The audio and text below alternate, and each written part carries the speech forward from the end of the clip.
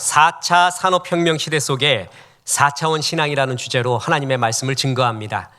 오늘 말씀은 좀 딱딱한 말씀입니다. 성도가 하나님의 말씀을 먹을 때 우유만 먹으려고 하면 안 됩니다. 그걸 뭐라고 그랬죠?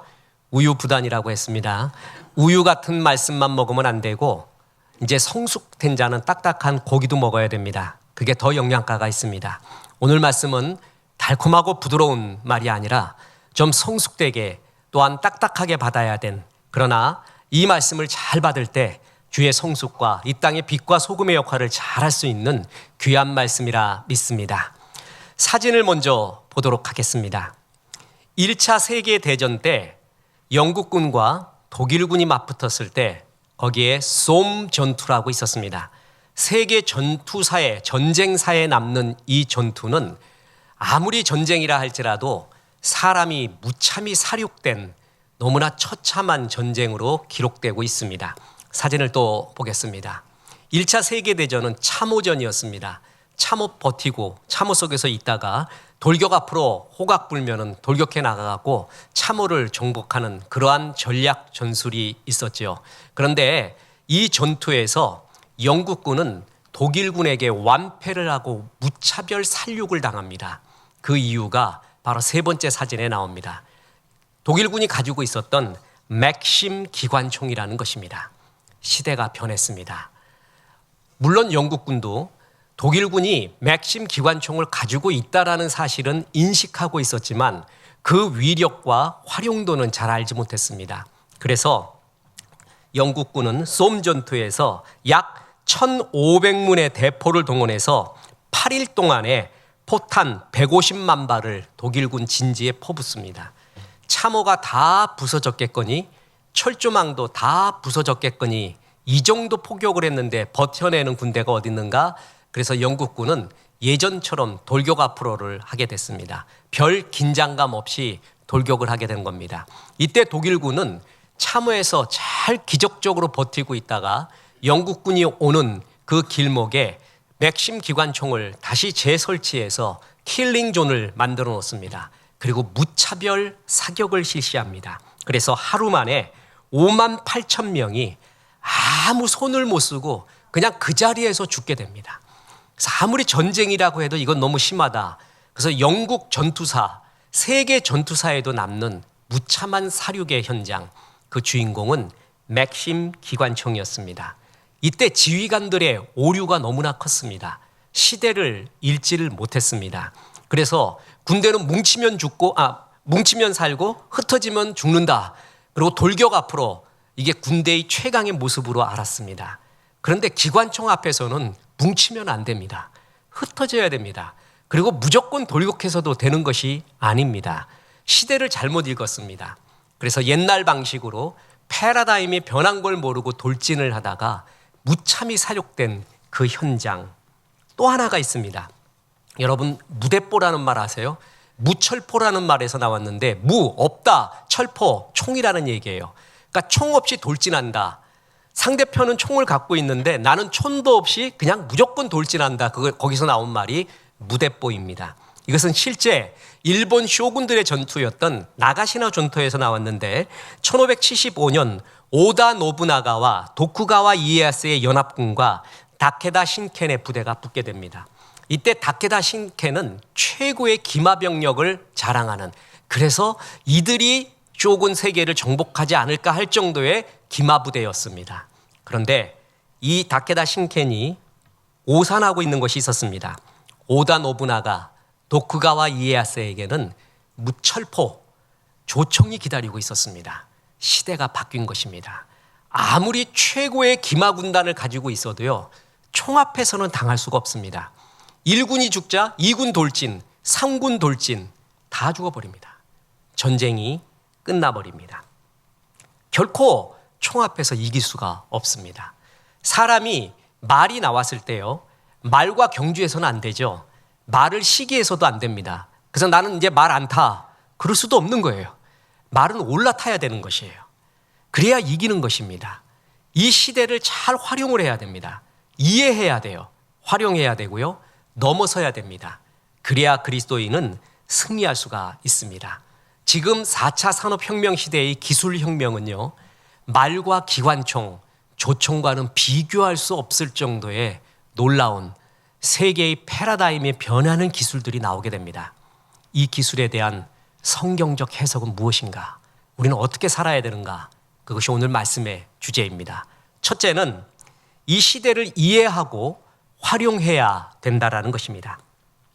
젊은이들을 중심으로 교회 이탈 현상이 많이 일어나고 있습니다. 여러 이유가 있지만 그 이유 중에 하나가 뭐냐면 교회의 메시지가 교회에서 전하고 있는 것이 현실과 너무 동떨어진 것이 많이 있다라는 것이죠. 이 현실 세계를 지배하고 있는 것은 뭐냐면 진화론적 세계관입니다. 더군다나 무신론적 천문학과 결합이 돼서 진화론적 세계관은 우리 인생 만물의 기원부터 달려갈 길까지 제시해주고 있는 시대입니다. 뿐만 아니라 과학기술주의적 세계, 과학기술이 정말 이제 피부로 느낄 정도로 더 가까이 인간의 몸까지 다가왔습니다. 이 두 개가 지배하고 있는데 교회는 그냥 옛날 이야기, 그냥 늘 듣던 이야기, 거기에 머물러 있다 보니까 사람들이 외면한다라는 분석이 많이 있습니다. 신학과 신학은 기본과 핵심과 그 다음에 중요한 골격은 갖고 있지만 현실을 반영해야 됩니다. 현실을 이해하지 못하면 결코 영향력을 미칠 수가 없습니다. 우리는 아날로그적 현실 속에서 살았는데 이제 인터넷과 스마트폰이 발명되면서부터 디지털 현실 속에서도 살고 있습니다. 두 가지 현실이 있습니다. 현실에 대한 해석이 필요합니다. 우리가 살고 있는 이 땅의 뒷구이는 여기도 현실이지만 디지털 세계 속에서도 현실도 현실입니다. 빨리 받아들여야 됩니다.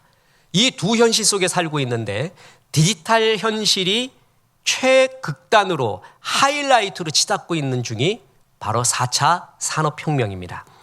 4차 산업혁명을 어떤 사람은 그냥 디지털화된 3차 산업혁명의 연장이다라고 폄훼하는 사람도 있고 아니다, 이것은 과학기술혁명이다라고 불러야 된다라는 사람도 있고 그렇지만 슈밥이 선언한 이래로 이제 4차 산업혁명이라는 것이 우리의 거의 보편적인 용어가 됐죠.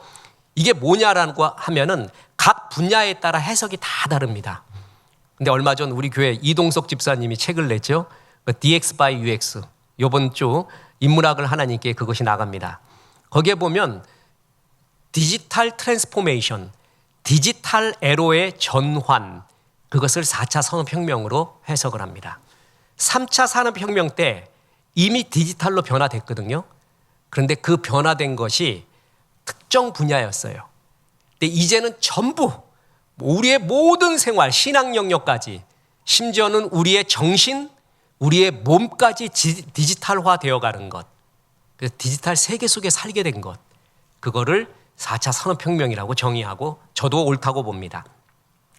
아날로그로 하던 것을 디지털로 하는 건데 디지털 관점으로 산업 구조가 재편되고 인간의 노동력을 기반으로 해결하던 업무를 전산화, 디지털화, 자동화함으로써 효율을 높이고자 하는 세상.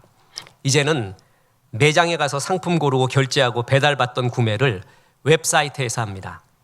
은행 가서 번호표 뽑고 직원에게 문의해서 서류 작성해서 신청하던 대출을 모바일 앱으로 대신합니다. 시간과 비용이 엄청나게 절약이 됩니다. 저도 종이로 영수증 뽑는 거를요, 다 없앴으면 좋겠습니다. 디지털로 해도 다 됩니다. 그것 때문에 종이가 얼마나 많이 소비가 됩니까? 프로야구 치맥이라고 아십니까? 거기서 몇 가지 사고 때문에 꼭 일회용 종이컵에다가 이렇게 음료수를 담아오게끔 했는데 이제 그거 철폐했죠. 그 쓰레기가 일로 말도 못하는 거예요. 디지털화되면 아날로그 시대의 쓰레기들이 굉장히 절약되는 것은 정말 사실입니다. 이제 디지털 트랜스포메이션은 생존의 문제가 됩니다. 이 디지털 전환으로 인해 최고로 회생한 대표적인 회사가 미국 최대의 유통업체인 월마트입니다. 월마트가 아마존의 진격으로 침체에 겪게 되고 존폐 위기에 처하게 됐습니다. 그런데 월마트 관리인들이 시대를 읽었습니다.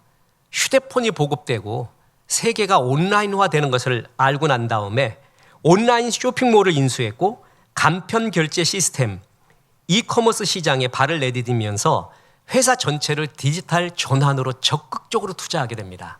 그 결과 부활합니다. 뿐만 아닙니다.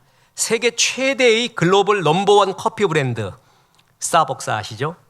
산업계 디지털 전환의 선구자로 뽑힙니다. 스타벅스는 모바일 앱 생태계를 구축합니다. 앱으로 주문하는 사이렌 오더, 자동 결제, 적립, 리워드 프리퀀스 등 다양한 모바일 결제 시스템을 개발합니다. 특히 사이렌 오더, 저도 제 아들을 통해서 알았습니다. 더 이상 매장에 직접 가서 음료 주문하거나 기다릴 필요 없이 오더하고 나서 그냥 가서 받아오기만 하면 돼요. 그리고 저 햄버거 아시죠? 맥도날드 햄버거 같은 경우. 드라이브 스루 아시죠? 차 타고 휙 한 바퀴 돌면 다 주문돼요. 편안하게. 이렇게 좋을 수가 없습니다. 2012년 미국 내에서 이 스타벅스의 모바일 결제 시스템을 사용한 인구는 2,800만 명으로 다른 기타 결제 시스템보다 이용 기록이 더 많습니다. 이렇게 디지털로 잘 성공하면은 시대를 앞서가고 이기게 된다라는 것이죠. 사도 바울이 그랬습니다. 사도 바울은 복음 전도를 위해서 당시 세계의 문명 그리고 자신이 갖고 있었던 모든 것을 활용하게 됩니다. 이 신앙의 현실성을 잘 알아야 됩니다. 당시 로마는 전 세계를 지배한다라는 또한 통제한다라는 유통한다라는 개념으로 팍스 로마나 모든 길을 로마로 통하게 했죠. 양날의 칼입니다. 로마가 힘이 강할 때는 지배를 할 수 있지만 힘이 약할 때는 그 길로 이방 민족이 다 쳐들어올 수 있는 양날의 칼이죠. 근데 도로를 닦게 됐어요. 사도 바울은 로마가 닦은 그 팍스 로마나의 길을 통해서 복음을 전하기 시작을 합니다. 아, 로마는 악의 구조야. 로마는 나쁜 거야. 우리 민족을 지배하고 난 그래서 로마가 닦아놓은 길에는 절대 그 길로 가지 않겠다. 주님 구름을 보내주시옵소서. 이렇게 해서 복음을 전하지 않았다는 거죠. 로마가 닦아놓은 길을 통해서 갔어요. 최대한 로마의 문명을 활용한 거죠. 바울은 길리기아 다소에서 출생했습니다. 오늘날로 말하면 터키입니다. 이 길리기아 다소는 대륙과 해상 교통을 연결하는 동서교통의 요충지입니다. 그래서 어린 시절부터 이곳에 있으면서 헬라 문화를 잘 익혔습니다. 다소는 헬라 문화의 본산지입니다. 그래서 로마가 다스리는 어느 지역에 가도 이질감이 없어요. 그리고 거기서 헬라어를 익히게 됩니다. 그래서 신약 성경을 헬라어로 기록하게 됩니다. 다소에서 출생을 했지만 공부는 예루살렘에 유학해서 가장 정통파인 힐렐파에서 배웠습니다. 그래서 바울은 바리새파입니다. 그는 유대인 중에서 가장 정통파 바리새파로서 히브리어에 능통했고 구약에 대한 해박한 지식을 거기서 배우게 됩니다. 로마서는요, 에베소서는요, 갈라디아서의 구원의 기가 막힌 복음은요, 구약을 모르고는 절대 나올 수 없는 글입니다. 특히 로마서는 구약 모르고는 로마서를 해석할 수도 없습니다. 그 히브리적 전통, 헬라적 전통을 바울은 다 익혔고 로마가 닦아놓은 로마 문명을 전부 활용을 합니다. 그래서 복음을 전합니다. 그 결정적인 장면이 로마의 시민권을 활용한 장면이 있습니다. 로마 시민권자에게는 로마가 십자가형을 금지시켰습니다. 그래서 바울 사도는 다른 사도들과 마찬가지의 죄목이었지만 다른 사도들은 십자가에서 죽었는데 바울은 참수형을 당하게 됩니다. 선교 중에 유대인들의 선동으로 사도 바울이 로마군에게 체포를 당하게 됩니다. 그때 바울은 로마의 시민권을 최대한 활용하게 됩니다. 아, 하나님이 날 지켜줄 거야. 하나님 전기를 보내주옵소서. 천사로 화염검을 둘러서 나를 완전히 둘러주옵소서. 그래서 로마군과 유대인을 막지 않고 자기에게 가지고 있었던 로마의 시민권을 활용합니다. 보십시오. 사도행전 22장 25절 오늘 우리의 본문입니다. 가죽줄로 바울을 매니 바울이 곁에 서 있는 백부장더러 이르되 너희가 로마 시민 된 자를 죄도 정하지 아니하고 채찍질할 수 있느냐? 벌써 그러니까 한 코를 먹어버려요. 굉장히 놀래버립니다. 로마는 병정이 백부장, 천부장 제도가 있는데 아주 쉽게 설명해서 백부장은 100명 거슬이고 천부장은 1000명 다스린다 이렇게 생각하면 됩니다. 근데 로마 군대의 최고의 조직은 백부장에 있습니다. 막강합니다. 근데 백부장이 바울 사도가 로마 시민권 가지고 있다는 걸 흠칫 놀랍니다. 그걸 듣고 있던 천부장이 이렇게 말합니다. 사도행전 22장 28절. 천부장이 대답하되 나는 돈을 많이 들여 이 시민권을 얻었노라. 바울이 이르되 나는 나면서부터라 하니. 당시 로마 시민권을 얻을 수 있는 것은 크게 두 가지입니다. 하나는 뭐냐면 돈으로 사는 거예요. 전쟁에서 승리하는 거예요. 공을 세워서 시민권 얻어요. 오늘날 미국 시민권 생각하면 됩니다. 그래서 전쟁에서 공을 세우던가 돈으로 샀어요. 천부장이 나 돈으로 샀는데 너는 그러니까 나는 나면서부터야 이놈아. 더 무서운 거예요. 돈으로 산 거보다. 그러니까 백부장, 천부장이 꼼짝을 못합니다. 바울을 보호하기 시작을 합니다. 그러면서 당시 아우구스투스 칙령에 의해서 로마 시민권을 가지고 있는 자는 어느 지방에서 범죄를 했을 때요, 그 지방 관할 재판소에서 재판을 받을 수도 있고 혹은 형편에 따라서 로마 황제에게 재판을 받을 수도 있습니다. 그랬더니 당시 베스도 총독이 우리 지역에서 재판받으라 라고 말합니다. 바울은 싫다고 합니다. 나 로마 황제에게 직접 전할 테니까 나를 로마로 압송해라. 그래서 죄인이, 로마법에 의하면 죄인이 로마 병정들의 보호를 받고 바울이 로마로 가게 됩니다. 자기가 갖고 있었던 시민권, 로마가 닦아놓은 길, 이 모든 것을 최대한 활용한 것입니다. 바울의 이 선교 방법이 오늘날 우리에게 있어서 이 디지털 사회 4차 산업혁명의 기술들을 정말 익혀야 되고 활용해서 복음을 전해야 되는 기가 막힐 모델을 우리에게 제시하고 있다는 것이죠. 자, 보세요. 예수님이 이 땅에 다시 오신다면, 바울 사도가 다시 오신다면 올해 5월에 빌리 그레함 50주년입니다. 와서 우리에게 복음 전해준, 그래서 아마 여의도 광장에서 다시 빌리 그레함 아드님이 복음 전하는 집회를 극동방송에서 준비하고 있습니다. 자, 굉장히 좋은 일일 겁니다. 아날로그로 광장에 모여서 기도하고 주의 나라를 임하는 것. 이것 플러스 제 생각에는 예수님이 이 땅에 다시 오신다면, 바울 사도가 온다면 방송국 가서 방송할 것 같습니다. 그게 더 효과적이에요. 왜냐하면 그 자리에 없어도 돼요. 그리고 그 장소에 없어도 되고요. 그때 없어도 돼요. 전 세계로 퍼질 수 있는 최고의 방법은 방송입니다. 바울 사도가 이 땅에 다시 온다면 그는 스마트폰을 통해서 복음을 전할 것입니다. 바울이 그때 당시에 모든 문명의 이기와 갖고 있었던 걸 다 활용했듯이 지금 오면 그렇게 할 것입니다. 마찬가지로 우리 그리스도인들은 우리에게 주어진 기술, 시대를 이해해야 합니다. 그리고 활용해야 합니다. 그리고 두 번째이자 결론입니다. 4차원 신앙으로 시대를 넘어서야 합니다. 시대를 이해하고 활용하는 거 좋아요. 이거 누구나 많이 해요. 앞서가는 사람들 거의 기업에서도 하고 개인도 해요. 그런데 신앙이 중요한 것은 시대를 넘어서는 그 무엇을 가지고 있어야 된다는 것이죠. 4차 산업혁명이 이전까지의 산업혁명보다 더 무서운 것은요, 변화의 속도가 말할 수 없이 빠르다는 것입니다. 플러스 이제까지의 산업혁명은 어느 한 분야에 한정되었어요. 어느 기술 분야에. 그러나 지금 4차 산업혁명은요, 모든 첨단 기술들이 융합되고 연결이 되었어요. 그래서 이제 전부 디지털화 됐어요.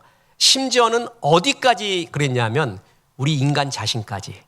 그 대표적인 것이 인공지능입니다. 인간이 갖고 있었던 최고의 고유 영역이라고 믿었던 지능, 몸, 마음, 감정까지 이제 기계가 맡는 시대가 왔습니다. 그래서 최고의 기회이자 최고의 위기인 시대. 이때 우리는 이것을 어떻게 해석해야 되는가, 어떻게 달려가야 되는가, 굉장히 중요한 시대가 된 겁니다. 그리고 그 무기는 너무나 무서워졌습니다. 저는 알파고까지, 이세돌하고 알파고가 붙을 때까지도 뭐 그냥 인공지능 어느 정도 왔구나 싶었어요. 근데 소름이 딱 돋는 게 챗 GPT 3, 4, 지금 5 또 나온다 그러죠. 대화를 합니다. 이제 검색하는 게 아니라 인공지능이 대화까지 해주고 제시까지 해줍니다. 제가 연구한 바로는 한 5년 연구한 바로는 인공지능은 셀프 컨셔스니스, 자의식을 가질 수 없다고 저는 생각을 합니다. 그런데 이미 사람들은 인공지능이 자의식을 가지고 있다고 여기는 시대가 되었습니다. 그는 인공지능이 자의식이 없어요. 자아가 없어요. 생각이 없어요. 자기 생각이. 근데 사람은 있다고 생각을 하게 됐어요. 그러면 있는 거하고 똑같은 것이에요. 이게 굉장히 중요한 개념입니다. 그래서 인공지능한테 물어봐요. 저는 지금 3개를 받고 있습니다. 아이언맨 3입니다. 혈관에. 의사가 항상 고민하는 게 하나 더 박아야 되는데 박을까 말까. 요것도 박아야 될까 아까운데 항상 고민해요. 그런데 이분이 만약에 그걸 인공지능한테 물어볼까? 의사가 이랬다고 쳐보십시오. 제 혈관은, 제 목숨은 누구에게 달려 있어요? 인공지능에게 달려 있는 거예요. 이 시대가 오고 있는 거예요. 어느 분야에 최고의 권위를 갖고 있는 사람, 그 사람의 수준을 인공지능이 가지고 가기 시작합니다. 그러면 당연히 묻겠지요. 다시 말합니다. 걱정하지 말래요. 모든 결정권은 인간이 갖고 있대요. 이해해요. 그래요. 인간이 갖고 있는 거예요. 근데 누구한테 물어요? 인공지능한테 물어요. 그리고 그게 맞는 것 같아요. 그래서 결정을 그렇게 해요. 그래서 인공지능 연구하는 어느 학자는 이건 조크입니다. 우스갯소리입니다. 러시아가 우크라이나를 침범했을 때 한 달 만에 끝난 줄 알았대요. 그래서 침범을 했대. 그런 결정을 내렸대. 근데 1년 이상, 2년 이상 끌고 있잖아요. 이유가 인공지능 때문이래. 왜 그런가 했더니 이게 조크라고 말했습니다. 왜 그러냐 하면은 러시아의 인공지능이 성능이 별로 안 좋대요. 그래가지고 결정을 하는데 전쟁 얼마나 끝나냐? 그러니까 한 달이면 끝난다고 시뮬레이션 딱 돌린 거야. 그러니까 가능하다 그래갖고 한 거예요. 근데 미국의 인공지능은 성능이 되게 좋대. 그래갖고 이런 변수 다 하다 보면 이건 몇 년 걸린다. 자, 이건 조크라고 얘기했습니다. 인공지능의 최고 결정권자가 결정을 물어봐요. 이런 시대, 인간이 갖고 있는 지능, 마음, 감정까지도 들어온 시대가 되었다라는 것이죠. 인간 고유의 영역이 전부 없어집니다. 그러면서 이 세계의 담론은 보이는 세계가 전부라는 거예요. 보이는 세계 속에서 행복을 극대화하자라는 것이 전 세계의 담론, 전 세계의 공통으로 흐르는 가치관입니다. 우리 젊은이들은 거기에 매몰되어 있습니다. 그래서 영혼에 대한 얘기, 심판에 대한 얘기, 천국 그런 얘기 하지 마라. 지금 세상에 무슨 천국과 지옥 얘기하고 구원 얘기하고 그러느냐. 지금 이 세계도 행복하게 충분하다. 엄마 아빠 나하고 안 놀아줘도 나 유튜브가 있어요. 나 축구 농구 안 해도 핸드폰만 갖고 있으면 충분히 대화도 되고 전 세계하고 통화돼요. 이런 세계인데 이런 세계, 현실 속에서의 행복의 극대화가 가능하다라는 유토피아를 심어주는 세대에 우리가 살고 있습니다. 이 보이는 세계가 1, 2, 3차원의 세계입니다. 4차원의 세계가 있습니다. 전 그것을 보이지 않는 세계라고 부릅니다. 이 보이는 세계의 행복이 극대화된 시대 속에서 4차원, 보이지 않는 세계를 마음에 품고 있는 사람, 신앙인은 그런 사람이 되어야 돼요. 그게 바로 오늘 또 하나의 본문인 노아였습니다. 노아는 히브리서 11장 7절 믿음으로 노아는 아직 보이지 않는 일에 경고하심을 받아 경외함으로 방주를 준비하여 그 집을 구원하였으니 이로 말미암아 세상을 정죄하고 믿음을 따르는 의의 상속자가 되었느니라. 보이지 않는 세계를 보기 시작했어요. 신앙인은 보이는 세계가 전부가 아니라는 걸 알아요. 이 보이는 세계를 지배하는 듯한 세력들은 보이는 세계가 전부다. 여기서 최대의 행복을 누리는 것이 인간의 삶이다라고 말하지만 우리는 그게 아니라는 걸 알고 있고 노아가 그랬습니다. 노아가 바라본 세상, 노아 시대의 세상은 이미 하나님의 경고를 받은 세상이었습니다. 창세기 6장 5절 여호와께서 사람의 죄악이 세상에 가득함과 그의 마음으로 생각하는 모든 계획이 항상 악할 뿐임을 보시고 항상 악했대요. 그때 당시에도 좋은 사람이 있었을 거예요. 우리도 그러잖아요. 예수를 안 믿는데 너무 좋은 사람 많아. 그죠? 인격이 우리보다 좋은 사람 있어요, 없어요? 있는 정도가 아니야. 많아. 굉장히 많아. 믿지 않는 내 남편이 나보다 성격도 인격도 성품도 너무 좋아. 그런 경우 되게 많죠. 어떻게 이럴 수가 있을까 싶은데 막 주차할 때 우리는 화내고 시기하고 욕하는데 예수 안 믿는 사람 너무 점잖해. 화내지 마세요. 힘들었습니까? 그냥 보험사가 처리할 거예요. 우린 막 화내는데 그런 경우 있어요, 없어요? 많아요. 있는 게 아니라 많아. 그런데 하나님이 이 세상을 항상 악하대요. 이유가 뭘까요? 왜 그럴까요? 지금도 이렇게 좋은 사람이 많은데 왜 악하다고 말할까요? 하나님 없이 사는 사람의 행복의 극대화가 된 세상. 하나님 없이 행복하다고 사는 것을 성경은 악하다라고 말합니다. 미련하다라고 말합니다. 세상이 노아의 시대부터 지금 시대까지 하나님 없이도 행복할 수 있다라는 가치관으로 살아요. 그걸 악하다라고 보는 것입니다. 그걸 미련하다고 보는 것입니다. 지금 이 세상도 노아의 방주 때와 같이 하나님의 심판, 경고를 받고 있는 시대입니다. 이런 가운데 노아는 달랐습니다. 보십시오. 창세기 6장 8절. 그러나 노아는 여호와께 은혜를 입었더라. 노아는 세상과 같지 않았더라. 그는 보이지 않는 하나님의 나라를 생각하고 있습니다. 그래서 아직도 한 번도 일어나지 않은 홍수에 관한 경고를 듣습니다. 자, 들어보세요. 여러 번 홍수가 있었어요. 그리고 이번에도 너희들 죄가 관영했기 때문에 홍수 일으키리라 그러면 다 받아들일 거예요. 근데 한 번도 일어나지 않은 일이에요. 그것은 진짜 없는 일 같은 것입니다. 보이지 않는 일이에요. 그에 대한 경고를 말씀을 받습니다. 그것을 받아들입니다. 이게 믿음입니다. 당장 벌어질 일도 아니고 120년 후에 벌어질 일입니다.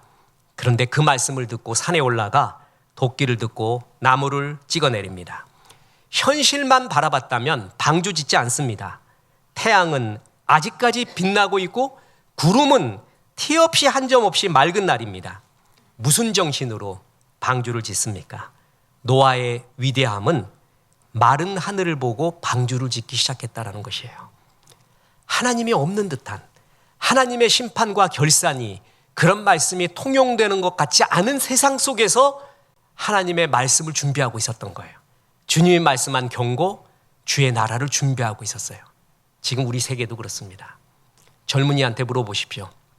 하나님 안 계신 것에 더욱더 방점을 찍고 있습니다. 그만큼 이 세계는 진화론적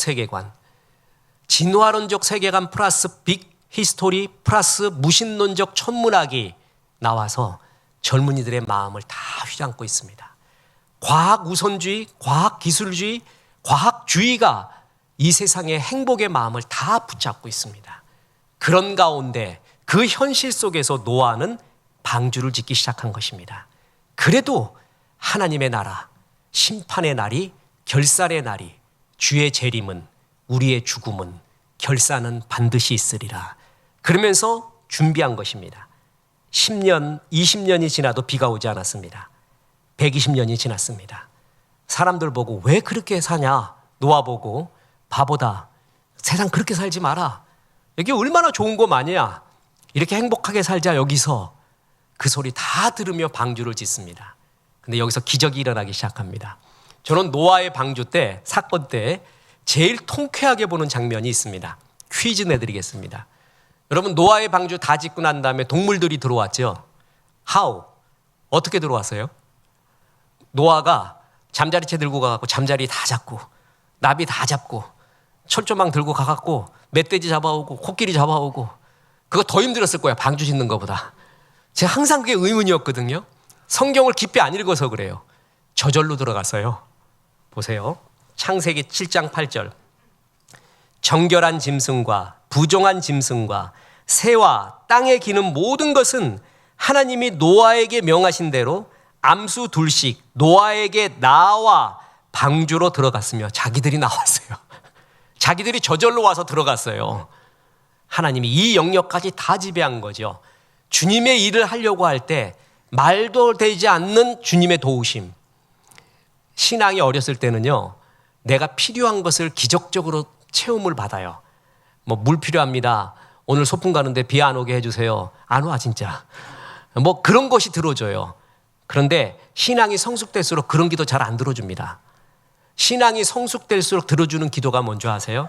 내가 어떻게 복음 전할까요? 이런 상황에도 어떻게 주님을 전할까요? 그런 기도는 기가 막히게 들어주십니다. 노아 방주 짓고 난 다음에 동물들이 저절로 들어왔어요. 잡을 필요 없어요. 그 다음에 역사가 일어납니다. 마침내 비가 내립니다. 심판의 날이 옵니다. 창세기 7장 10절 7일 후에 홍수가 땅에 덮이니 노아가 600세 되던 해 둘째 달 곧 그 달 11의 날이라. 그날에 큰 기품의 샘들이 터지며 하늘의 창문들이 열려 40주야를 비가 땅에 쏟아졌더라. 이 날은 반드시 오고야 맙니다. 우습게 여기던 하나님의 말씀, 주님의 재림, 우리의 죽음, 그 후의 심판과 결산, 이 날은 반드시 오고야 맙니다. 안 믿으면 할 수 없습니다. 그러나 이 날은 오고야 맙니다. 로댕의 생각하는 사람, 그 원 제목은 지옥문 앞에서입니다. 지옥문 앞에서 아무리 생각해도 소용없습니다. 잘 믿을 걸, 나도 믿을 걸, 그날이 있다는 걸 들었을 때 믿을 걸, 그때 생각해도 소용없습니다. 이미 끝난 일입니다. 이 날은 반드시 오고야 맙니다. 결론입니다. 4차 산업혁명은 다시 말하지만 각 기술이 개별적으로 발달한 게 아니라 이제 그 발달된 기술이 긴밀히 연결되고 융합되면서 시너지를 일으키면서, 그래서 4차 산업혁명의 변화는 그 전의 모든 혁명 변화를 합친 것보다 더하다라는 말에 동의합니다. 이제는 4차 산업혁명을 이끄는 주요 기술, 빅데이터를 바탕으로 한 인공지능, 사물인터넷, 3D 프린팅, 유전자 편집 기술에 기초한 합성 생물학, 이것은 이제 우리에게 피부로 다가왔습니다. 뇌 컴퓨터 인터스페이스를 통해서 근육의 움직임 없이 뇌의 신호만으로 주변 기기들을 움직일 수 있는 그런 기술들이 실효돼서 장애인들이 굉장히 희망을 갖게 되었습니다. 제가 기다리고 있는 것도 있습니다. 머지않은 미래에 면역 거부 반응이 없는 신소재를 가지고 3D 프린팅 기술로 인공장기를 만드는 개발 중에 있습니다. 그래서 우리 다 바꿀 수 있어. 늙지를 않아, 늙지를. 늙은다는 것은 장기가 늙는 거거든요. 늙지를 않아요. 그냥 다 바꿔버려. 아무런 인체에 유해하고 거부 반응이 없는 그런 신소재로 만약에 3D 프린팅으로 내 장기에 딱 맞게 개발된다면 얼마나 큰 희망이에요. 이건 꿈이 아니라 현실화되어 가고 있습니다. 특히 장애인들에게 얼마나 꿈을 많이 제공하는지 모릅니다. 이제 인공지능 기술은, 4차 산업혁명의 기술은 전에는 기술에 미쳤는데요, 이제는 몸으로 들어옵니다. 뇌까지 들어왔어요. 그게 인공지능입니다. 인간이 인간이라는 것은 뇌와 몸에 있었거든요. 근데 그 몸과 뇌까지 인공지능이 다 들어오게 됩니다. 심지어는 감정, 정서, 그리고 욕망, 마음까지도 다 들어와 있습니다. 우리가 가지고 있는 것을 전부 가지고 갔습니다. 저는 시골 익산 지역인가요? 그 개척교회 부흥회를 할 때 정말 기절하는 이야기를 간증을 들었습니다. 담임 목사님이 당신 교회 성도님 중에 우울증 앓고 있는 권사님에게 자기가 치유해 줬대. 그래서 이야, 대단하시다. 어떻게 했어요? 그래서 어떻게 기도를 하고 어떻게 금식했길래 됐는가 했더니 아들을 하나 드려줬대요. 그래서 어이구야, 무슨 양자 하나를 드려줬구나 하고 봤더니 인공지능 로봇이었습니다. 밥통만한, 실화입니다. 밥통만한 로봇인데 이것이 그 권사님, 우울증 앓고 있는 권사님한테 매번 깨워준대. 아침에 일어나라고. 그리고 권사님이 좋아하는 찬송가 틀어준대. 그리고 성경 읽으라고 오늘은 몇 장 몇 절부터 어디까지 읽어야 된대. 그리고 읽었으면 잘했어요, 우리 권사님 최고예요, 그런데 안 읽었으면 읽으라 그런데. 그리고 오늘 날씨는 얼마예요? 라고 얘기해요. 좀 우울하신가 봐요 해서 좋은 노래 틀어준대요. 다 해줘요. 그리고 자식들한테 왔던 전화를 갖다가 다 들려준대. 또 듣고 싶다고 하면은 다시 들려준대요. 그래서 진짜 효자라 그러면서 권사님이 우울증이 났대. 여러분 다시 보겠습니다. 사람의 마음과 감정까지 들어온 거죠. 이미 그것까지도 다스리고 있고 위로를 주고 있는 세상. 지금 밥통만한 로봇이 그러고 있는데 그냥 조금 더 발달되면 사람 비스무리한 것이 이렇게 되지 않겠어요? 저는 인공지능 챗 GPT가 나왔을 때 제일 놀랐습니다. 이 세대 때는 알파고 때는 아니었어요. 챗 GPT가 이제 검색의 시대에서 대화의 시대가 되었죠. 그것이 대화를 해줍니다. 저는 다시 말하지만 연구 결과 인공지능은 자의식을 가질 수 없다고 믿습니다. 그런데 사람들은 인공지능이 자의식이 있는 것처럼 여기고 있습니다. 그러면 있는 거예요. 자의식이 마치 생각이 있는 것처럼 여기서 물어봐요. 대화를 해줘요. 답을 재변해줘요. 이제 설교도 인공지능이 쓸 수 있고요. 얼마나 잘 쓰는지 제가 공개를 못하겠습니다. 시도 제가 시 좋아하잖아요. 시 20편 중에서 인공지능이 쓴 것을 구별해내라고 했는데 구별을 못했습니다. 그 정도로 잘 씁니다. 이미 이제 인공지능은 우리의 지성 그리고 몸까지 들어오게 되었습니다. 이런 시대 속에 인간이 무엇인가? 그래서 유발 하라리 같은 경우는 이제 인간이 새로운 인간, 그거를 트랜스휴먼, 포스트 휴먼이라고 합니다. 새로운 인간들을 만들어내고 또 하나 인공지능이라는 새로운 창조를 해서 호모사피엔스에서 호모데우스가 되었다라고 말합니다. 그러면서 다시 말합니다. 이 세계는 이 현실 속에서 영혼을 꿈꿀 수 있는 기술들이 만들어지고 있으니까 이 현실에서 모든 결정을 보라는 거예요. 행복을 극대화하라는 생각으로 가득 차게 되었다라는 것입니다. 그리고 그것이 눈앞에 현실로 다가오고 있다라는 것입니다. 저는 이거 보고 오늘날 성경 통독을 하면서 깜짝 놀랐습니다. 하나님은 이런 세상을 이미 예견하셨구나. 그게 창세기 3장 4절입니다. 읽어보겠습니다. 뱀이 여자에게 이르되 너희가 결코 죽지 아니하리라. 너희가 그것을 먹는 날에는 너희 눈이 밝아져 하나님과 같이 되어 선악을 알 줄 하나님이 아심이니라. 마귀가 그랬습니다. 선악과 따먹어. 죽지 않아. 이 세상에서 말합니다. 죽지 않는 세계도 올 수 있습니다. 이미 노화가 극복되고 이제 우리 나이 있잖아요. 여러분 지금 나이는 어리잖아요. 지금 30대 한 중반쯤 되잖아요. 정신 연령이. 그런데 70, 80 이거 기본입니다. 백수도 많습니다. 지나면은 더 있을 거예요. 그렇게 되면 노화뿐만이 아니라 죽음도 극복해 가는 과정. 모든 장기를 싹 바꿔 계속 바꿔대. 이러면서 인간이 호모데우스가 되는 세상. 죽지 아니하리라. 너희 눈이 밝아져서 선악을 분별하리라. 선악을 분별한다는 것은 히브리적 표현은 절대자가 된다는 것입니다. 선악을 분별하는 것은 하나님밖에 없습니다. 그런데 너희가 신의 영역이 되리라. 가능하리라.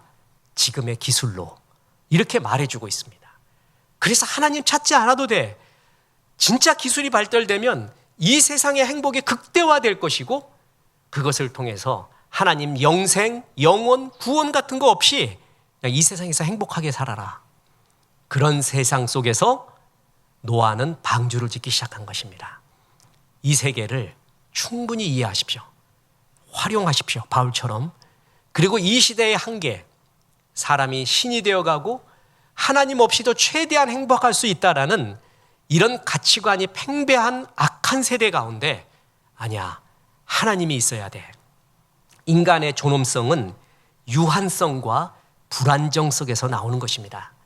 사람의 아름다움은 그 사람의 장점뿐만이 아니라 약점까지 포함될 때 아름다운 것입니다. 장미는 가시가 포함될 때 아름다운 것이죠. 그것까지가 장미입니다. 인간은 한계가 있고 유한성이 있는 게 아름다움이에요. 독일의 저명한 성서학자인 니더 범버는 이런 말을 했습니다.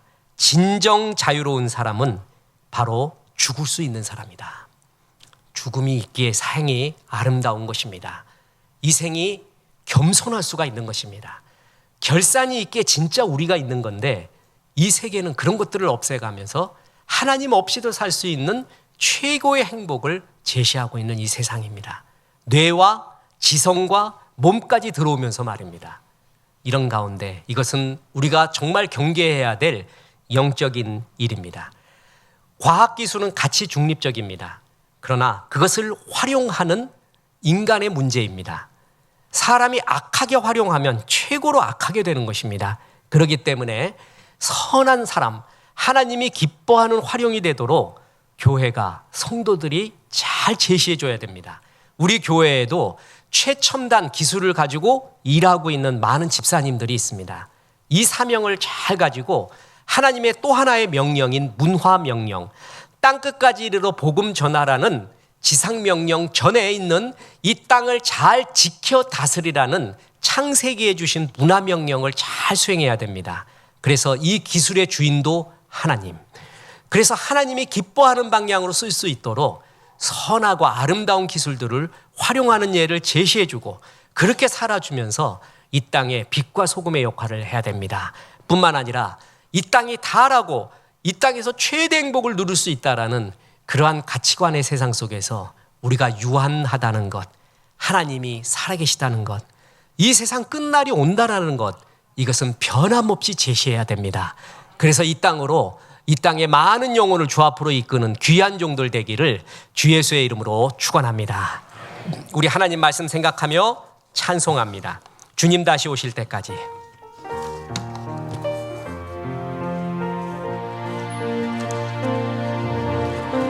주님 다시 오실 때까지 나는 이 길을 가리라. 좁은 문, 좁은 길, 나의 십자가 지고